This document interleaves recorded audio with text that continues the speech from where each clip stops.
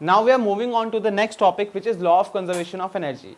So as the name suggests, what would be this law? The name suggests that the conservation of energy, that is the energy remains conserved. So as per the definition, total energy of a system always remains conserved. So what if a body is at rest and after that it starts moving? So how can we put this law of conservation of energy into that body? Suppose this body is initially at rest and after some time it is moving.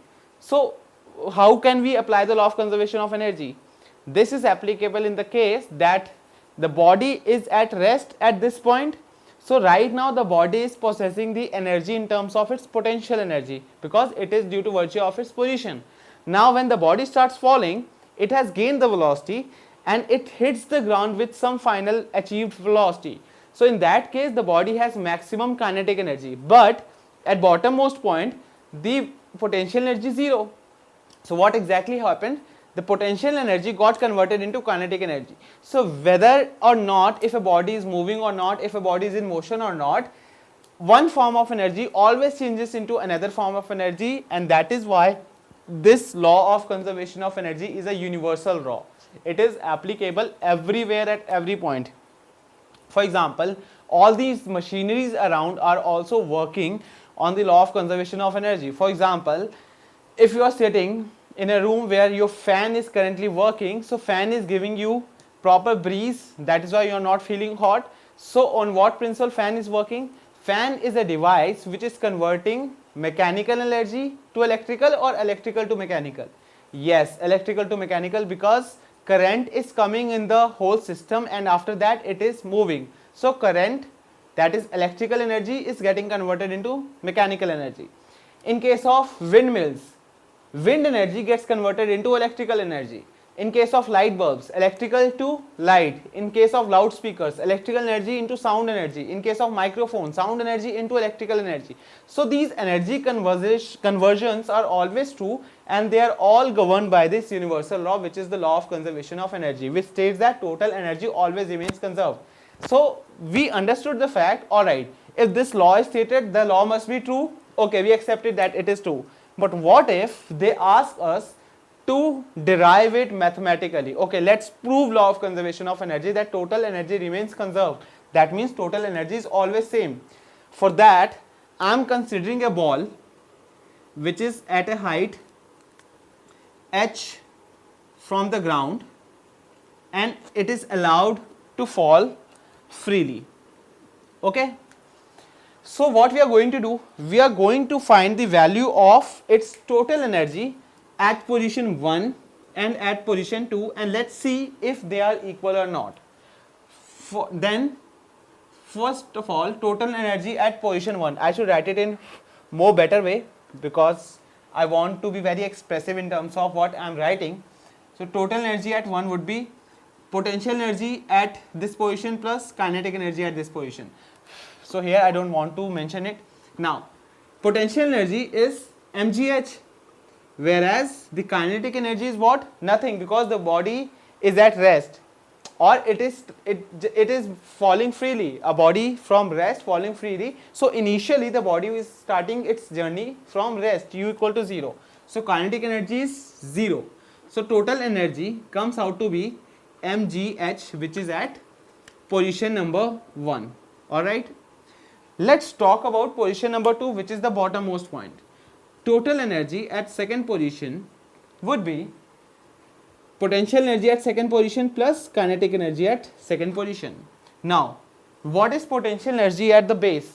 There is no height absolutely, that means the potential energy is going to be 0 this time, while we'll have kinetic energy as half mv square.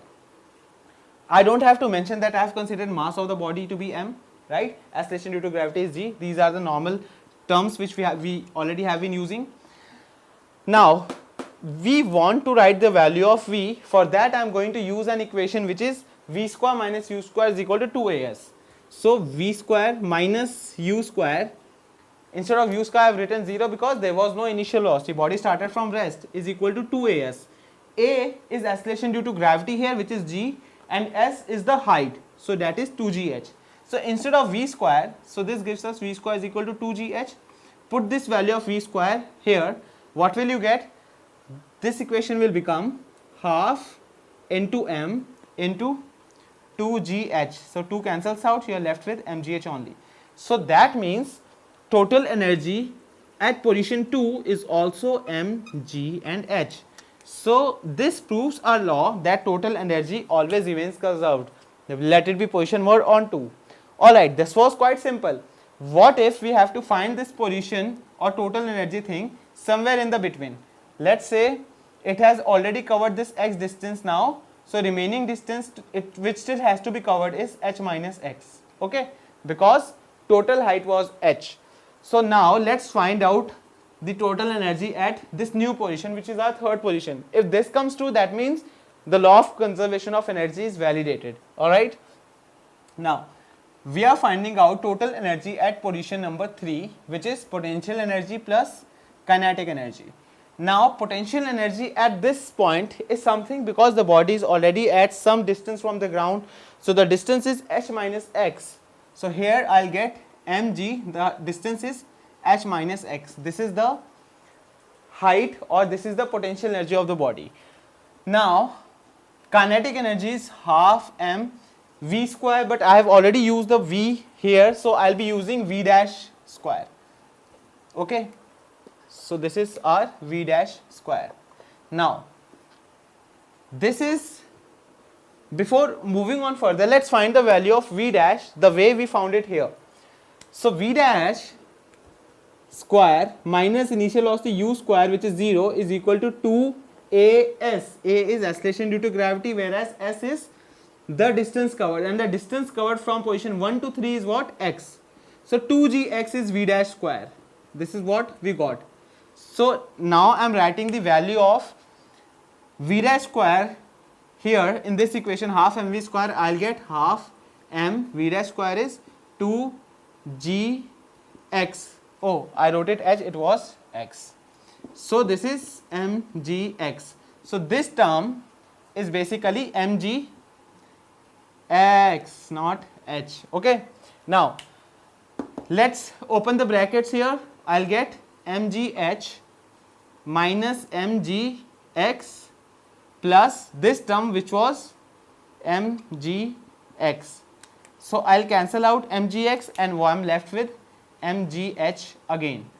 So total energy at third position is also equal to the energy in second and first position. So this concludes the topic and proves that law of conservation of energy is validated.